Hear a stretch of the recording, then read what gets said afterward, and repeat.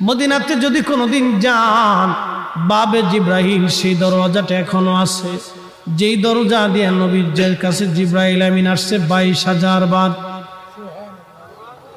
দাহিয়াতুল কালবির সুরত নিয়ে নবীজির কাছে আসতেন।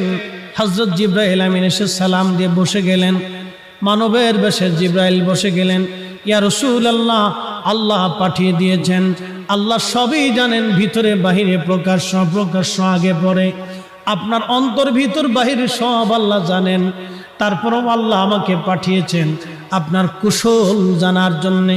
হুজুর গো, আপনি কেমন আছেন দয়া করে বলবেন ডি। আল্লাহ নবী ডাক দিলেন, জিব্রাইল হে, আমি অসুস্থ আছি, আমার কাছে ভালো লাগে না। আল্লাহর জিব্রাইল চলে গেলেন। পরের দিন আবার এসে সালাম দিলেন, জিজ্ঞেস করলেন, ইয়া রাসূলুল্লাহ আপনি কেমন আছেন? জিব্রাইলকে নবীজি বলেন, জিব্রাইল রে আমি তেমন ভালো নাই।